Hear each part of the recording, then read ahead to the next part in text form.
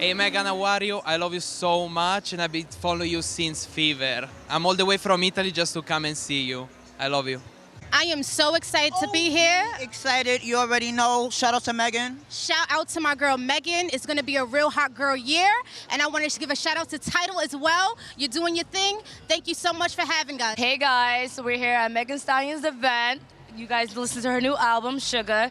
My favorite song is Captain Hook. I hope she performs it tonight. Here at Megan's Tidal event for our album Sugar. I'm very excited. My favorite song on the album is Savage. I'm looking forward to seeing her interview, and I'm really excited to be here. Yo, what's up, Megan? We all the way from Texas, H-Town.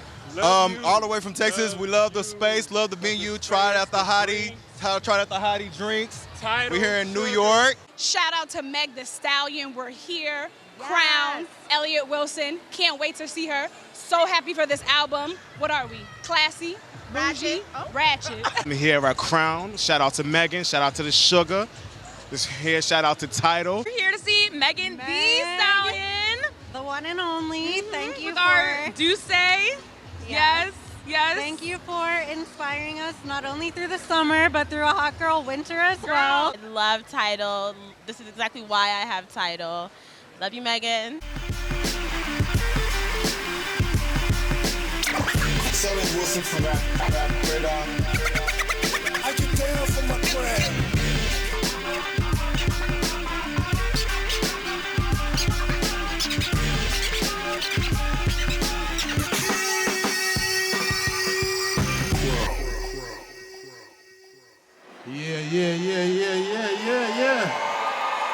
Yeah, how's everybody doing?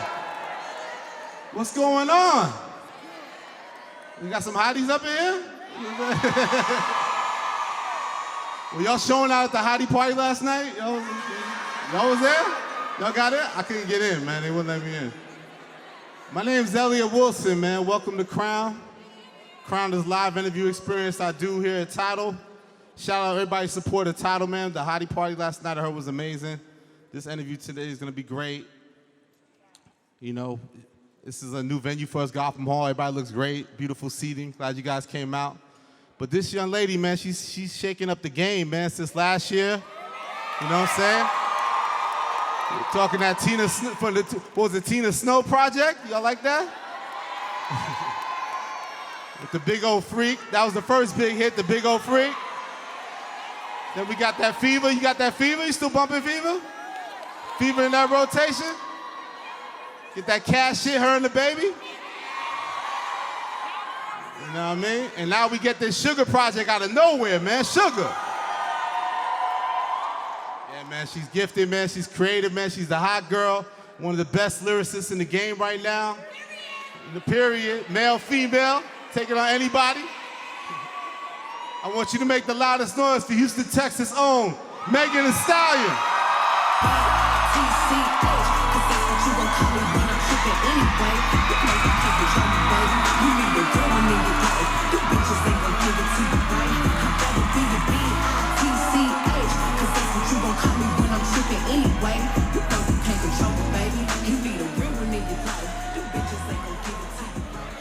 Look at Meg.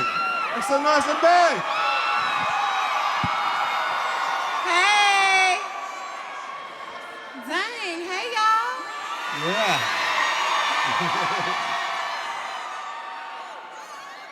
Congratulations, Meg. Thank you. How you feel getting this Suga project out to the world, man? I know you said your fans come first. Like, for you to pull this off. The hotties do come first. Yeah. And y'all know I ride for my hotties. Are the hotties there? The hotties said y'all wasn't gonna stop shit. Why was it being so plugged in with your fans that you knew it was time for them to have a full project from you? So I really feel like it's time for me to put out an album.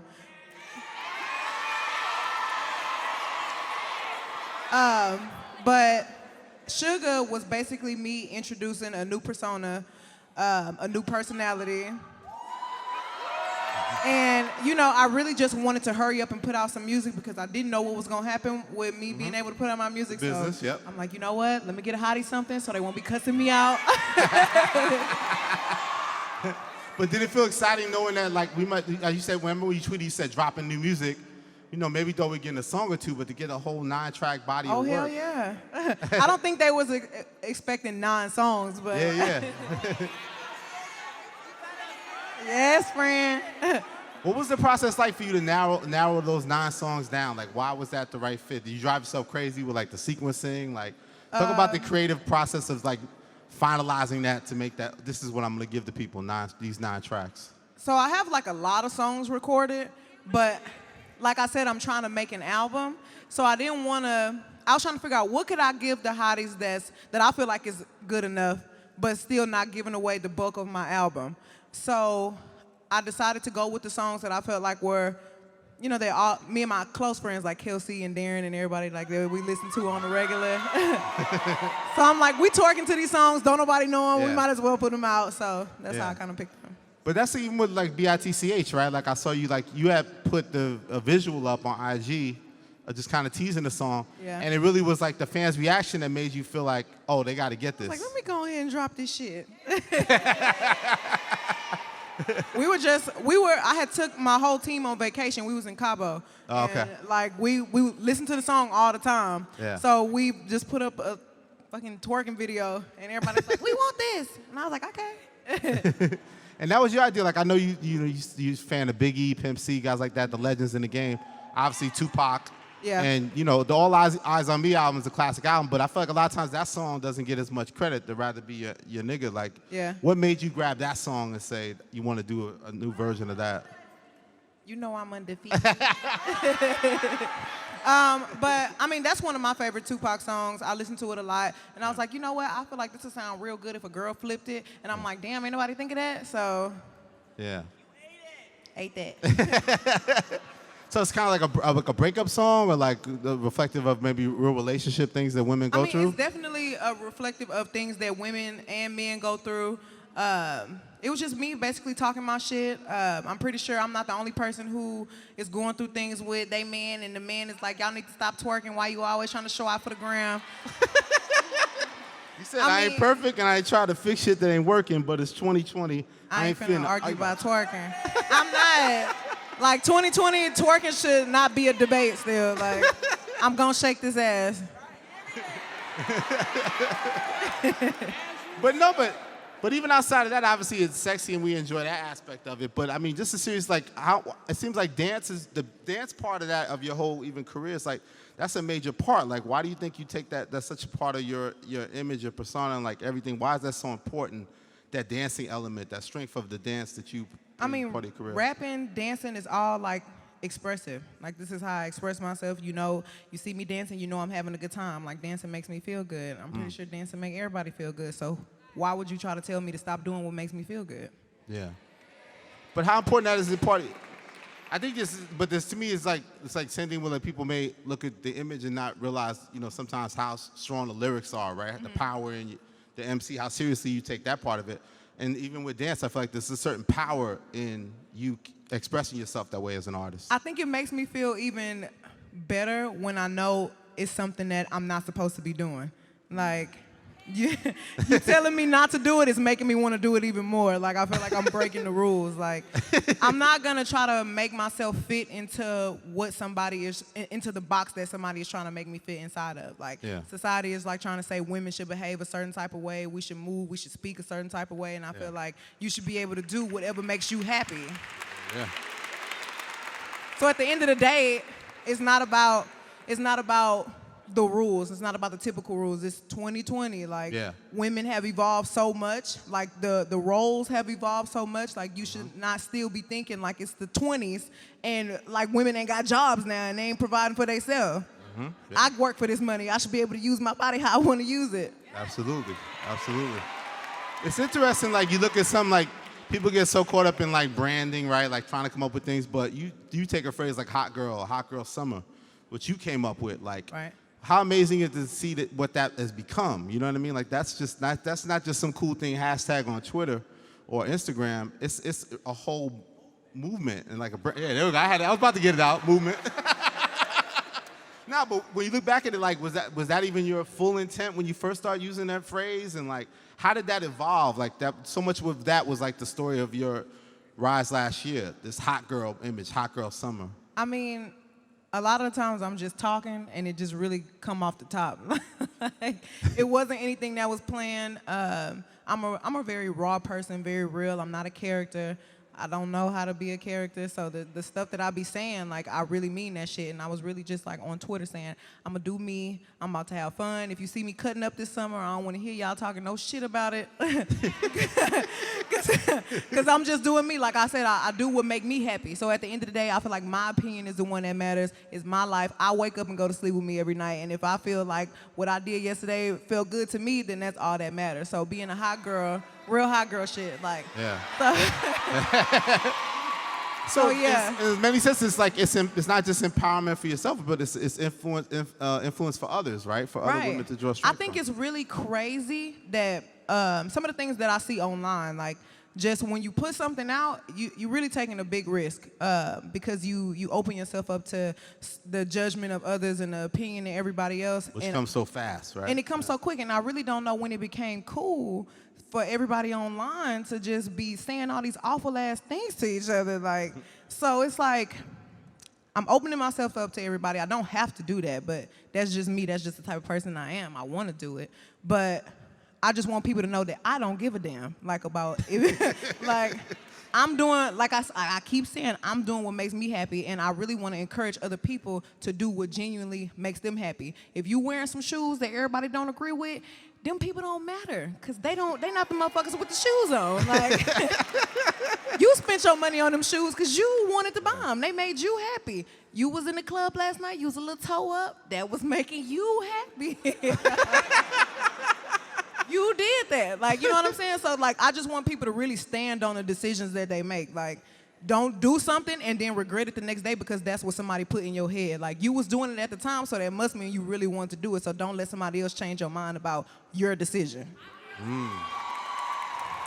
So where does that confidence come from? And how do you maintain it? Because you know how crazy the business is, how crazy life gets. Like, how do you continue to stay confident, and what do you use to draw it back when maybe you may be having a bad day? Like, how important is to have that confidence throughout?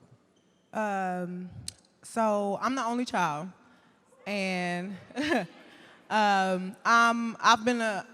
a kid, I was a kid that grew up around all adults. So it would just be me, my grandmother, my great-grandmother, sometimes my aunt would pop in and out. So I was around a lot of strong women. And my daddy was in jail for like 8 years of my life. So I only knew the women in my life. And every day they would be like, Megan, you're so awesome, or Megan, you know, you're so cute. And they would just really put it in my head that I was beautiful. So that's the only thing that I had ever heard. That's what they told me. So when your family really put it on your mind that you're amazing and that you could do anything, that's really what you carry with you throughout your whole life. So it was in me from a young age to believe that I was all that. So I didn't know anything else. You can succeed in life. Right. My mama, nobody in my family ever told me no. Nobody ever told me that I couldn't be what I wanted to be. Like, any activity that I just decided to up and do, they was with it. Like, so. They paying for whatever, yeah. Whatever. So, and then when my dad got out of jail, like, he was the exact same way. Like, he let me know that I was beautiful, and he told me that I could do anything that I want to do and don't let no man run over me. And, like, it was just always put into my head that at the end of the day, you need to be happy and you need to basically stand on your decisions. Like, whatever you're going to do as a woman, like, you better be the best woman at it, you know? Yeah. So that's where my confidence comes from. Yeah. And when I would grow up and I got in middle school and like high school, I would see that other people didn't feel that way. And it really confused me because I thought everybody's family was like that. Yeah. So my friends that I made, like, I hyped them up all the time, every day, because if ain't nobody told you was looking good today, bitch, I'ma tell you. Like, I just want the people around me to feel good because I feel good. So I feel like if ain't nobody in your life gonna be that light or that positivity, like, I'm gonna try to be it. So, and in my music, like, I want people to know, you that bitch. Repeat after me. I'm that bitch, been that bitch, will forever be that bitch. Like, you know what I'm saying? So yeah, that's just where it come from. Like just always having it in me. So Yeah. And on the intro of the album, you do some of my favorite stuff is when you pop your shit just as a rapper, just to show what a dope lyricist you are, like, and how serious you take bars. Like why is that still fun? Like, is that why A Equals like a great record just to start the project with? Yeah. So I grew up on Biggie and Pimp C and 3 6 Mafia. These are just some of the men that, you know, my mother put me on, my daddy put me on. And in Houston, like, we used to have these little DVDs. Hello. Okay. We used to have these little DVDs, and like these guys, they'll be freestyling. Yeah. So in my head, it's like, oh, okay, it's about rapping, it's about the bars. I heard Biggie say that every bar gotta be hard. Like he treated every project like it was his first project. So in my head, I'm thinking, okay, people really want to hear me rap, like, and because that's what I like to hear. So when I'm working on my music now, I'm like, okay, I gotta make sure I at least have some songs where I'm like spitting bars. And it's fun to try to come up with clever things and like just shit that might go over people's heads, so they gotta keep listening to the song. Yeah. And every time they listen to it, it's like, oh shit, she said that. You know what I'm saying? So Yeah. I just think it's really fun to like come up with stuff like that. What's some of your favorite bars on Ain't Equal? Anything stand out that really stood out to you? You said, I'm dedicated, this is my passion in me, can't nobody take it. Bitch, you know your favorite rapper could never keep up with Megan. When Is that I the key to say- maintain that passion as a rapper? Like, is that the key to that? The strength of lyricism, is that the key to Oh yeah, you maintain that passion? I mean, that's what rap is. Like when you rap, you think of motherfuckers really putting sentences together that make sense. So Yeah. I mean, that's what I think about when I think about rap. But I mean, But you were saying your favorite? on my there? one of my favorite bars in Ain't Equal is when I say y'all fucking on the same niggas pussy in the sequel. Like that mean that pussy keep coming back around, part 2, part 3. Like, you know what I'm saying? So I don't know if everybody caught that. You also talk about the especially in the female game, like another bitch ain't gonna dim my light. Like you don't buy into like that competitive stuff. Like a lot of times we see female rappers rise and, you know, it get pitted against each other. Like there could only be room for one. And I think that now in this generation we see so many different voices. We see you could be undercover, you know, even with R&B, you undercover with Normani and SZA, and how wide it is. Like, what I think a lot of people like about you is that you never played into that, right? Like you know, you befriended Nicki, made a song with her. Like you never allowed that to happen. Like, why is that important that you find your path and not get caught up in any of that bad side of trying to bit the competitive side of things? Because when you're a confident person, you're not trying to claw your way to the top. You just know you naturally gonna make your way to the top. So trying to tear somebody else down, I don't feel like that's gonna keep me at my position. I feel like if I came in and I'm nice and we working together and we helping, that's gonna keep both of us in our position. Like, why do I have to tear you down to make me feel better? That's not the type of person I am. Yeah. Well, the side too, speaking person you are, like to go back to the personas, like Suga. I think what's interesting about that is that you talk about that almost embraces what imperfection, right? Like right. Suga is the side of me that knows that I be fucking up, and you go through things, but you also get through things. So it's like just knowing that life is not easy and nobody told you to be perfect. So just be you, because being you is what's gonna make you truly on the inside happy. Trying to be like somebody else or trying to be like something you think somebody else wants you to be, you're never gonna be satisfied with yourself because you always striving to be something that you're not. Yeah. How fun was it shooting the opening scene of the BITCH video with Tina Snow and Suga have a little sit down? When I told everybody, I was like, okay, look, I need Tina Snow and Suga to be talking to each other. They was like, so you want to talk to yourself in the video? I was like, well, I talk to myself in the mirror every day, so I don't really feel like it's gonna be an issue. I feel like everybody talk to themselves. Like, whether it be from, you know how when y'all about to get into an argument with somebody and y'all got it on your mind, so y'all be practicing, I'm gonna tell that bitch. Tomorrow she got me fucked up. Or just, you know, like, just giving yourself that little pep talk before you go out. Oh, bitch, I look good in this dress, this ass getting fat. You know, you talking to yourself. So that's kind of where I was at with it. So Tina Snow's always confident, right? Oh, my bitch always confident. Like, see, that's why Tina Snow is the voice in my head that's telling me, fuck all that. Like, go out there and wreck that shit, wreck them hoes. Like, that's Tina. I know another favorite you have is Captain Hook, right? And we're gonna get the I think the video's coming tonight. Yeah, it's coming out tonight at 9. What time is 9 it? o'clock p.m. We're gonna play it at the end. 8:30? Oh shit! Oh, 20 minutes. It's gonna be out in 20 minutes. We're gonna play it here too. But why'd you like that? Like that has like sword sounds, like some Wu-Tang shit, right? Sword sounds in it. So I'm a really big anime fan. Oh yeah, anime. Yeah. So I was literally, it's no telling what I was watching, but I had called my producer and I'm like, Jew, I need you to make me a beat with some swords in it. And he's like, some swords? And I was like, yeah, like, you know how when you like pull your sword out and the sound it make? He was like, all right. So he made the beat and he sent it right back and we got Captain Hook. But that song's unique because it's like got a little sexual innuendo, but it's still bars. Like it's right. Still, yeah, it's a balance of both. At first I was gonna make Captain Hook just a freestyle, and I wasn't gonna put a hook on it. But I was in LA and I probably spent like 3 days working on a song because when I write a song, I will write so many verses to the song. And then only 3 of the verses make it onto the song. So that Captain Hook was so long at first and I was like, you know what, fuck it, let's just make it a song. Yeah, because I remember that with Fever. Like I was impressed. Like a lot of times you'll do the third verse. A lot of MCs today do 2 verses and that's it. And I really like doing 3 verses on songs, but this is what it is. So I feel like it's a shift in music. I listen to a lot of old music. So when I'm listening to, like Biggie and Pimp C, it is 3 verses on songs. Yeah. And it's bars, like the whole 3 verses, and they really spitting. Mm-hmm. But now, like, music is like more, a lot of the music is more for the club. A lot of the music is more for the vibes. So it's like, sometimes it really hurts my feelings because I feel like people don't really care about bars. They don't really care about... You don't care about bars? You don't care about bars?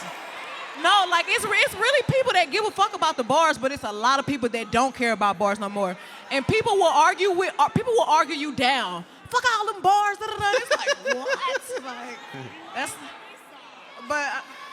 But I mean, so I'm really trying to find a balance between giving bars and then giving vibes. Yeah. So that's one of the struggles that I do go through because I really be wanting to get on the track and talk my shit the whole time. Yeah. But I know when you go to the club, you ain't trying to listen to 18 bar verses. You know what I'm saying? So I'm really trying to, I'm finding my balance. Yeah. And then the hook game's improved. We got a good hook on here. You said I'm a savage, classy, bougie, ratchet. Yeah. Sassy, moody, nasty. All shy now. Bitch, what's happening? They want to know what inspired that. What did you come up with that? So actually, Jay White and this other artist from Dallas, they came. Okay. Yeah, Texas. Yeah, Texas is really in the building. They come out for Meg. They come out there. But yeah, so they came to the studio in LA, and Jay White played me the beat, and I immediately start writing bars. Like I just start writing my verses. So I'm writing all my verses, and that's what I record first. And then we just all 3 in there, like really just trying to come up with it. And like I said, I will write so many verses, so it'll be hard for me to come up with a hook. I don't know what I want to put as the hook. And it's okay, Megan, just slow it down. Like, so I'm like, okay, what the fuck? So you must feel like you need to over deliver, right? I be feeling like I need to over deliver. So I don't work in the studio with people usually. I don't let anybody come in the studio with me. But when I had them in the studio with me, they really helped me like just come up with the vibes. And they were just like, well, Megan, just slow it down. And I was like, oh well, shit. Here we go. Who's like does T Fair, like whose ears do you trust with that to like sometimes give you advisement? I'm learning who ears to trust, like, but I will ask T Ferris to come in and listen to this and be like, what you think about this? And T Ferris so easygoing, he'd be like, yeah, that's it. Yeah. That's it, my girl. But I know you got Kalani and Gunna on the project. Like I saw something where you was very serious about. Yeah, make some noise. You're very selective. Like you don't like just the matchup thing, right? Like for you to get on a song with somebody, you have to really connect with them, like in real life, right? Yeah, in real life. I take music so seriously. Like, I'm really passionate about music, and I like to work with people who I know are also, you know, as passionate about it as me. And Kehlani take her craft so seriously, and she will fight me on anything about a song. She be fighting a whole team about her songs. Like, she really takes it like dead ass serious, and that girl be in the studio for days. Yeah. And I really like admire her work ethic. So when the song, yes, give it up for Kehlani. Kehlani. Yeah. So what had actually happened was Hit My Phone was Kehlani's song at first. So she knew that I liked the song so much. When she sent it to me, she was like, Megan, can you get on this song? And I was like, get on it, bitch, let me have it. So, but I didn't want to say nothing. Bitch, let me have this. So she knew I liked the song a lot, because I would talk about it every day, and like low-key I'll text her and be like, yeah, so when you dropping Hit My Phone? So randomly one day, she hit my phone and she was like, Megan, this song actually doesn't fit on my album. Do you want it? And I was like, did you know I want this song? So I don't know if it was like a little gift for me, because y'all know that's my bae. But yeah, she let me have the song. What was it about the song that you think that made you really want it? Like, you didn't let go of that feeling of like the bounce of the song is just so live and it's so smooth. I feel like it's just like really a vibe. Like, it's really like I feel like you could play it in the club and really vibe to it. I could ride around in the car and really vibe to it. Like, I listen to the song all the time. The based off any real life? Because you said the last time, I was on like sending that risky text, right? We all do that at times after having a little too much. Cognac text. I'm learning to turn my phone off on the yak. No more risky text? I don't drink whiskey. No, risky text. Oh, risky, yeah. Risky. Oh, no. A whiskey will make you send that risky text. But no, I still be sending out a little risky text here and there. Because Megan's single for 2020. So Megan is currently single. Okay. Do you think that, you say you had one public relationship, do you think that what was that experience like? Or do you think that you would have another one in public, or you would keep it private? I'm sorry to come with this talk. I'm going to keep it private. I'm going to keep it private. I feel like when I knew him before our relationship was public. Like, we were just friends, like, from, like, a long time ago. So I wanted to keep it private, but shit just be happening, and it don't stay private. Like, you go somewhere and everybody see you, so it's like, oh, well, here we go. And then we kind of live in a time where sometimes people feel like if you don't post them, then you don't really like them, and then it's like, you know, so I don't want nobody to feel like, you know, I don't like them, so then let's kind of make it but I feel like as soon as you make stuff public, that's when everything go wrong. So the next relationship I get in, I definitely will keep it private. Yeah. So stop putting people on me. You say just you don't because like y'all see me with them don't mean we was together. Was you mad at Jeezy for sharing a little quick thing? Did you think he'll take that down? I don't know what you're talking about. Exactly. So working with Pharrell. Yes.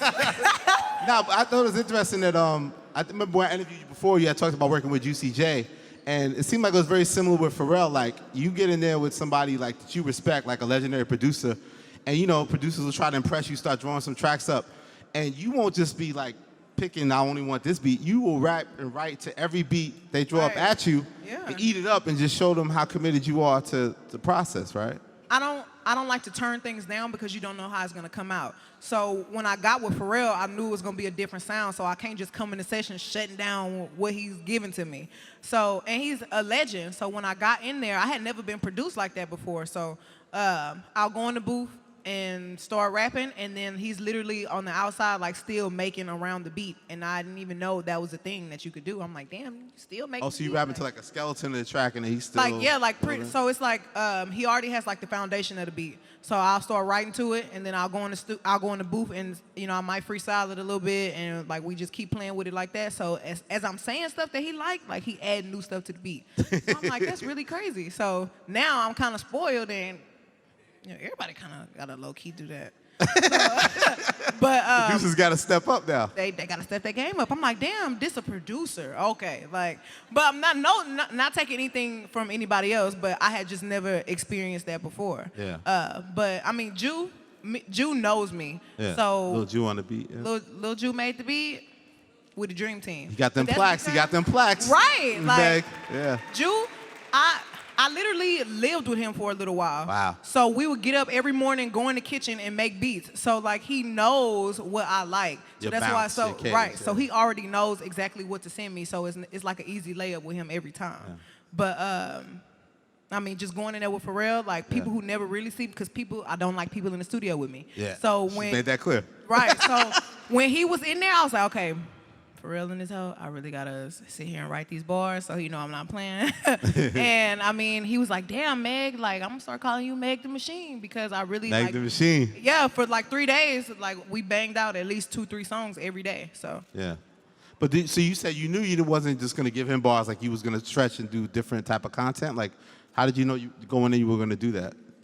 I didn't know what was gonna happen, but I knew what I wanted to happen. I knew I didn't want to go in there and be bullshitting with Pharrell. Yeah. So in a way, precious. it's not that I would just only wanted to impress him, but I wanted him to know that I take my work very seriously because I know he take his shit seriously. Yeah. So I was like, when I go in here, I'm gonna really just put my foot down and I'm just right, and because I really want to get the best experience out of this whole time. So then now, just Pharrell is just awesome, and he just, he loves the stallion. Obviously, yes. That song, the last couple songs on the project, a lot of singing, like those elements of it. Like, how do you think you've improved with that, and like how impressed are you to be able to show like your range and like different flows and different cadences and the new approach? Because that may surprise some people when they hear those songs. Yeah. Meg I'm not Stein just sound. all hip hop all the time. Like I really like a lot of different type of music. I like all genres, but I do listen to a lot of R&B. So at first I couldn't sing at all. So I would go in the studio and y'all wouldn't hear them singing songs because I couldn't sing. So the more and more I would practice, like the better it would get. And I have like a lot of melodies in my head. So I'm like, you know what? Let me just start putting this out more because this is a side of me that I would like people to know. I even want to start like actually writing for singers. So I won't, yeah. So I won't just keep the sauce for myself. Like I want to spread it. Instead of just have somebody come and sing hooks and stuff like that. Yeah. Yeah. Why did you say why is a lot of times a studio experience you like it to just be yourself or personal? Why do you like to be more isolated in the studio? Yeah. Because I like to focus. Like I don't like a lot of distraction because if I'm distracted then I really can't write. Like I've been in a few sessions where it'll be turned up, but that's like for the party, whatever. It's a good vibes because you do need good vibes in the studio. So I'll let everybody come through. We'll have a good time, but then when it's time for me to start writing and recording, I need everybody to get out because I need to work. Yeah. Speaking of work, you're also still in college, right? Like, well, how are you doing that? How are you balancing TSU senior life with this music career? I mean, it's really hard. Like, school in general is not. It's not You just dropped out. Yeah, school in general is not hard. Like, I know school ain't just hard for me because I'm working, because there's plenty of people that are working and going to school. So, yeah, it's not just me. I know some girls who have kids, and they working 9 to 5s. They working them graveyard shifts. So, like, the same schedule I have, I know other people have that too. So, I know that y'all know the struggle. Yeah. So, just me sticking to it is because college is not cheap, number one. When I was, first starting off in college, like freshman, sophomore year, I took out all them loans. That's not gonna go to waste. I ain't do that for nothing. My mother, I know she would want me to finish. My grandmother, I know she would want me to finish. My grandma that's still alive was a teacher, so I know she would kick my ass if I quit. But drag you off the tour dates and stuff. I feel like my grandma would literally come fly to where I am to pull me off stage to go finish my homework. But I mean, it's important to me because I'm not a quitter. I like to finish what I start. And I want to open up some assisted living facilities in my city. And I really explain that, assisted living facilities. So it's not really like a nursing home. It's like okay, for example, my grandmother was like 87, right? But my great-grandmother, she's like 67, and she was taking care of her up until she passed. So I know that was hard on her, like two older women living in the house, and you taking care of each other, and I just know it was hard. I know it was tough. So I'm like, this lady came to my school one day and she was lecturing us and she was just telling us what she did, and she said that she owned an assisted living facility. So it's like maybe 5 elderly people in the house, and then there's like nurses that come in and out to like take care of them. Yep. And I was like, well, I really want to have my own. I really want to make it a comfortable living situation. I really want to have my classmates run it, because it's really hard for you to get a job fresh out of college. And a lot of times people, they don't hire you because you don't have experience.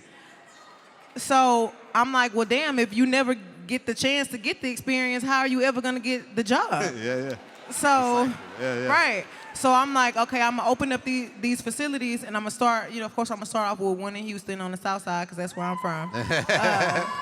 But yeah, I was like, I really want to open this facility and just hire my classmates, because I know it's just really tough for you to get a job like fresh out of college. So let me be your first job. What's so, especially Houston, like you say, what's in the water? Like, what's so special about Houston? Like, what makes Houston such a special place? And why do you feel you embody it so much? I mean, I can't speak for everybody because I don't know, but like just being from the south side, from South Park, Dead End, it was just like a family environment. Like I knew everybody on the street. Everybody know my grandma. It's like everybody just look out for you. It's like the community is a family. I don't care how much y'all fight, how much somebody on the other side of the street might not like you. At the end of the day, they gonna take up for you if you go somewhere else and somebody else messing with you. So like I just feel like it's like a family. So. Maybe it was just my hood, though. I don't know if everybody like that, but like it definitely taught me to be like that in my everyday life. Yeah. What about on the artist level, from like the rap side of things to even like Beyonce? Like what do you think it is, like in terms of the skill sets from these artists, from that southern community? Like what do you think it is? I really couldn't tell you. Like Houston's just a special place. Like it's just the South in general, though. Like a lot of swag come from the South. A lot of swag come from the East too. Yeah. But I saw you say that, like you feel like the set, like with everybody had the famous thing where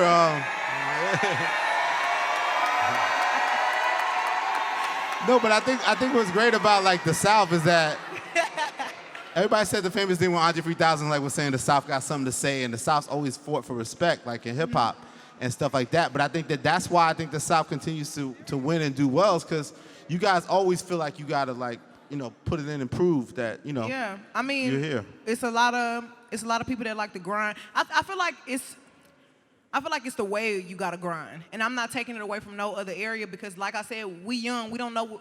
I didn't know what was going on in New York, and then I'm pretty sure the people in New York didn't know what was going on in the South. So it's not that you could say that one place is better than the other, but it's like different experiences. Like the South is a little slower than the East.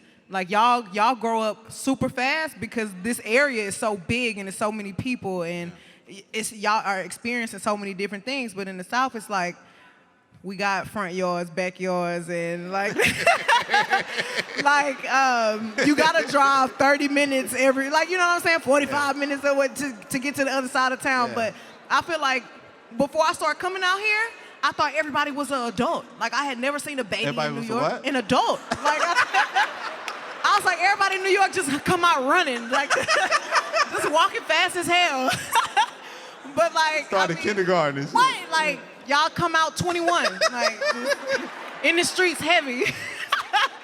But I mean, like just from me being in the South, it was very grandma in the kitchen, like everybody come cook. Like, I was like, I'm not saying that's not what was going on out here, but from TV, like, it's like, damn, everybody grown as hell out there. Yeah.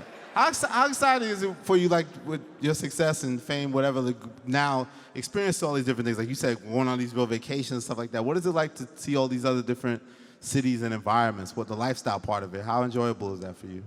I think it's just really amazing, like just to get into everybody's different vibes and like just to see what the hell going on in your city. Cause I grew up in my city. I know what's going on over here. I already know what to expect.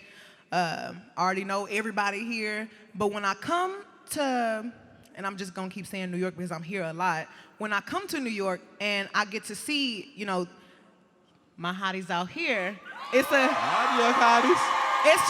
just a different love, and I really respect it because me being from Texas, I would have never even dreamed that I could be in New York and get this much love, like, from people. So I really appreciate it. Absolutely. One of my first shows was in New York. I cannot remember where I was. SOBs maybe? One of those? No, it was something, it was very small. The club was so tiny, but it was SOBs? Is that in Brooklyn? That's usually a lot of people's first. Was it Brooklyn?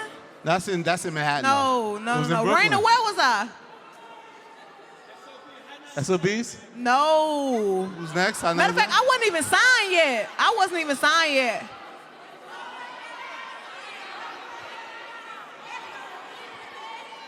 Whatever she's saying, I think that's what it was.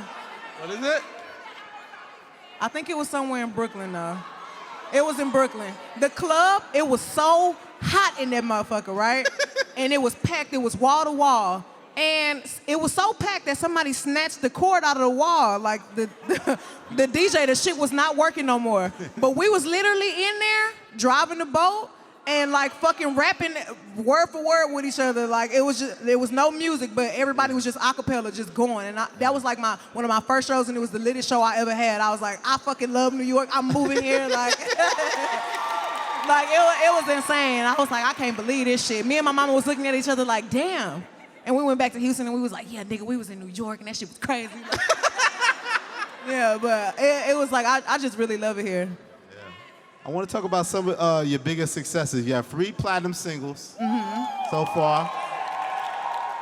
I want to talk about each one and like what are your memories of it and like why do you think those songs broke through? Like Big Ol' Freak, that to me was like the first really that broke through. Like what was it special about that record? Do you think why that was the one? So Lil Ju made the beat. When I got, first of all, he sent it to me in a pack. And I don't really like getting packs of beats because I don't feel like sitting there going through all the beats. But I told him, I was like, look, nigga, just send me like 7 beats.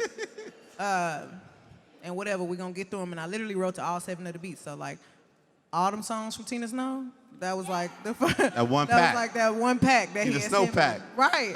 So the thing is, Lil Ju had made that beat in like 2015, 2016. So he had been sitting on it and he didn't let anybody hear it.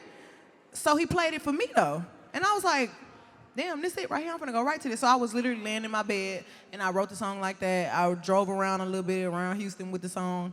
And then I came back to record it. And the people that was in the studio, when I called them in there to come listen to it, they really wasn't just like flipping out about the song. And I was like, damn, I thought that shit was hard.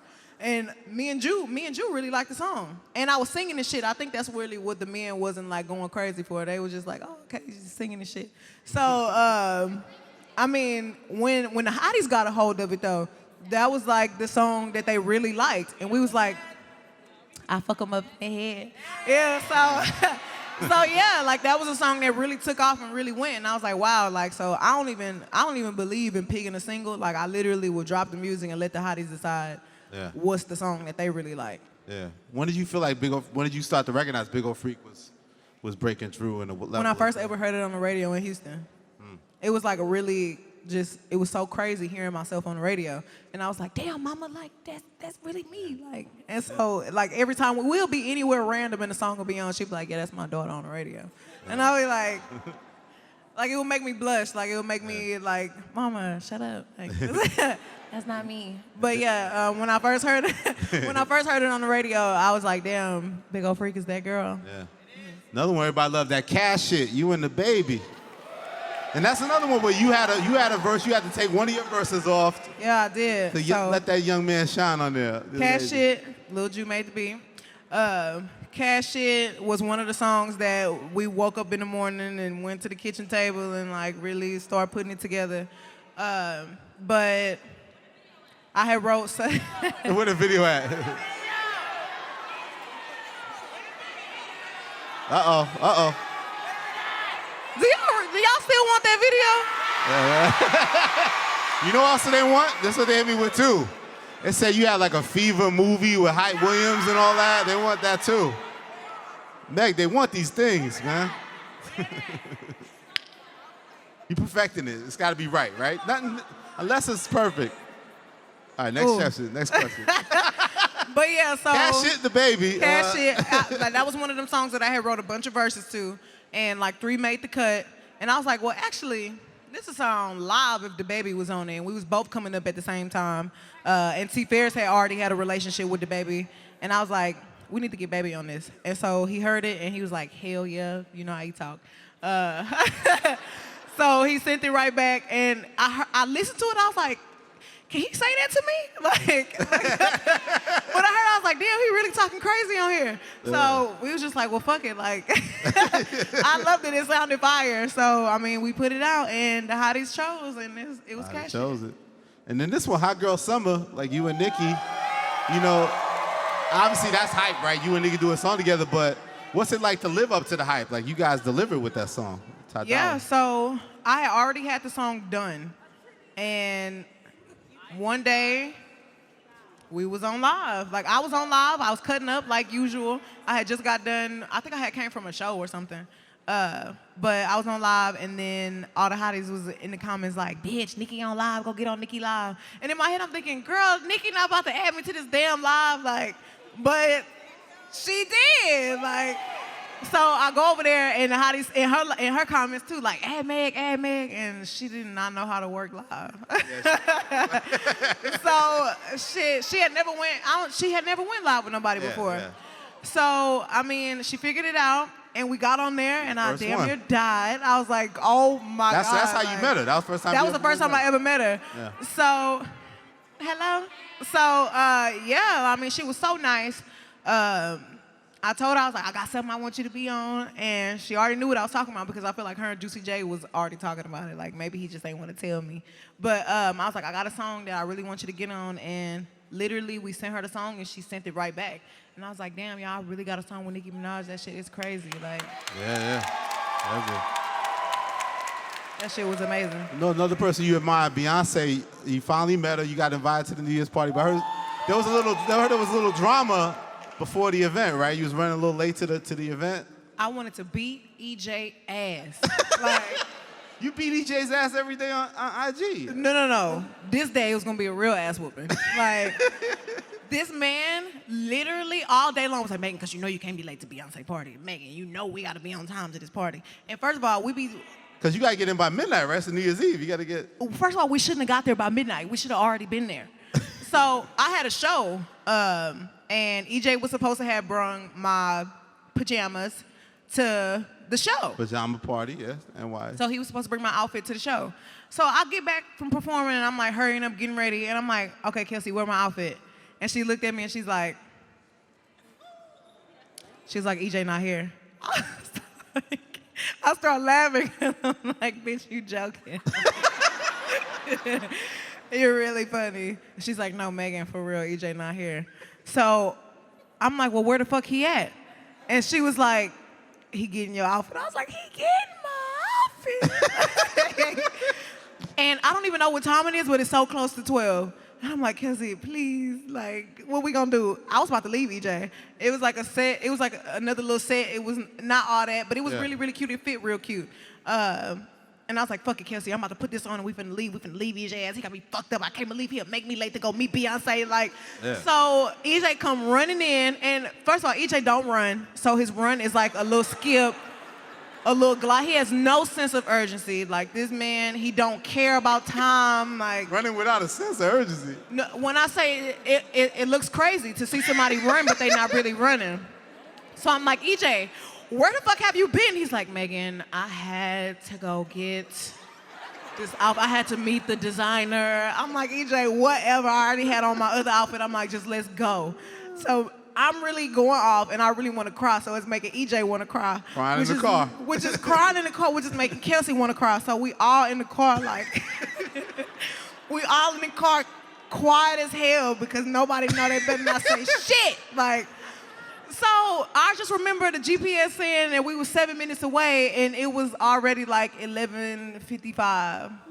And I was like, EJ, I really hate you. I'm never talking to you again, bitch. You fired. Like,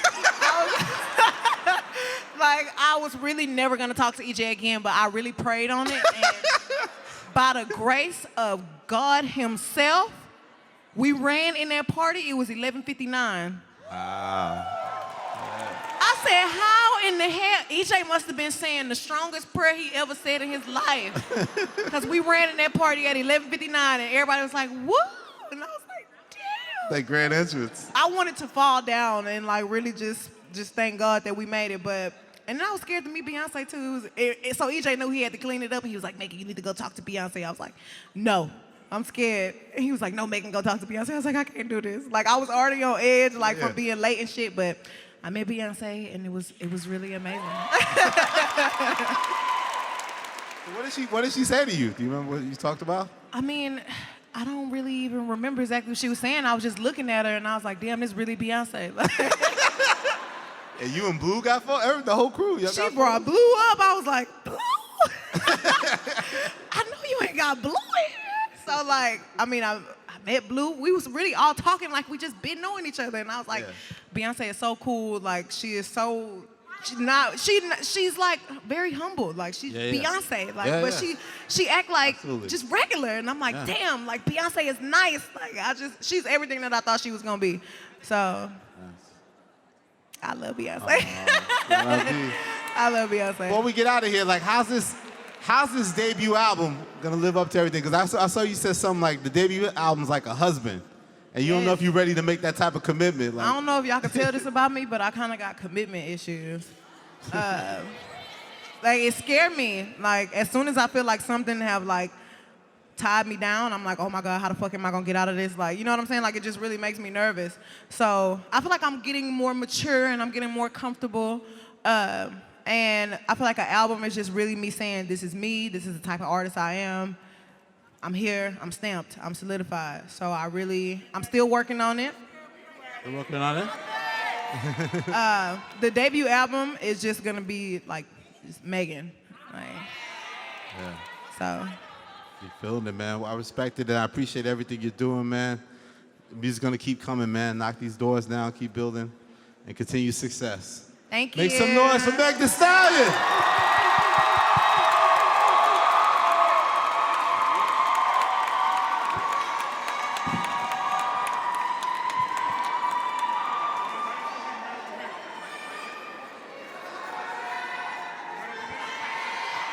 Hey, y'all.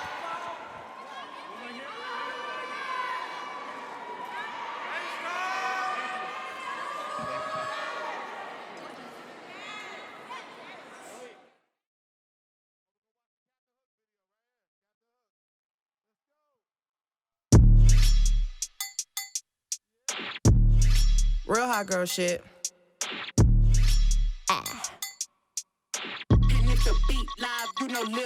Hey, bitch, I'm a problem, nobody solving. You can keep hating, I'm popping regardless. He wanna build it like Megan Thee Stallion. Don't want your nigga cause I want his daddy. I like to switch up my style every week. I gotta switch up my hair every day. I ain't no hoe, but I do be on going. I promise my niggas gon' love me the same. I'm a hot girl, don't try it at home. I wear the shit that be showing my thong. I like to drink and I like to have sex. I fuck the niggas that's cutting the checks. Dance on the dick, now you been served. I like a dick with a little bit of curve. Hit this pussy with an uppercut. Call that nigga Captain Hook. Ayy, I go shopping, want it, then I cop it. Ayy, yeah, bitches popping, I do what they copy. Ayy, look, he's a sweetie, kiss it when he eat it. Ayy, yeah, know it's good when you chewing, ayy, singing. I love niggas with conversation and find a clip with no navigation. Mandatory that I get the head, but no guarantees on a penetration. I be texting with a bi chick, we both freaky, just trying shit. Main nigga getting super jealous, he don't even know about the other fellas. I need a Mr. Clean, make that pussy beam. Okay, I just might need a baker, make that pussy cream. Okay, you woke up mad at me, before you ain't brush your teeth. That shit super sad, fucking carpe diem. I'm so indecisive, you can't cuff me, but I'm wifey. I just want a nigga who gon' slurp me like a icy. Bitches bite me so hard, had to put them on a diet. Bitch, this ain't no tryouts, hold a hoe, you better not try me. I got a man, I got a bitch, I'm a banana, they got a split. One on your top, one on your tip, one for the club, one for the crib. My nigga fine, I wanna fuck, ice in his mouth, eat me up, rockin' his chain, wearing his ring, getting some brain. I go shopping, want it, then I cop it. Ayy, yeah, bitches popping, I do what they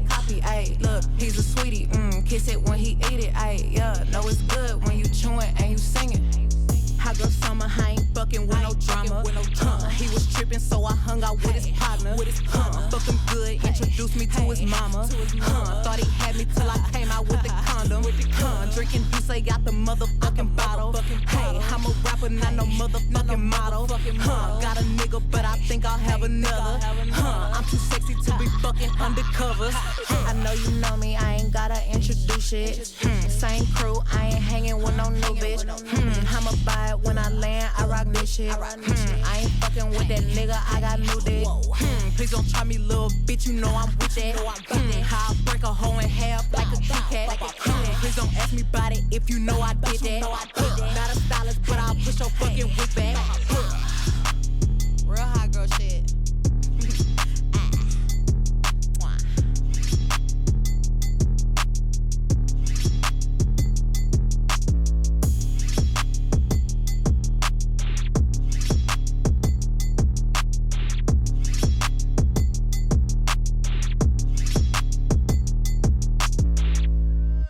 What's up, noise? Megan Thee Stallion.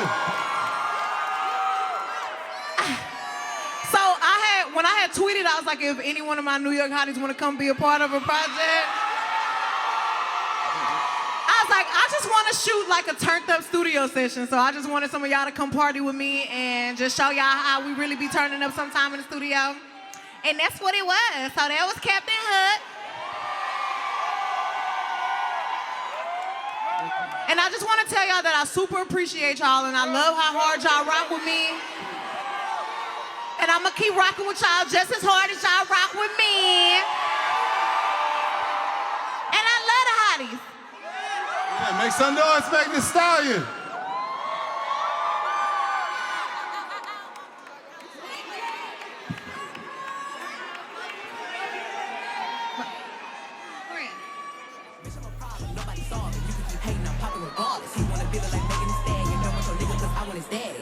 My style every week. I gotta switch up my hair every day. I ain't no hoe, but I do be on going. I promise my niggas gon' love me the same. I'm a hot girl, don't try it at home. I wear the shit that be showing my thong.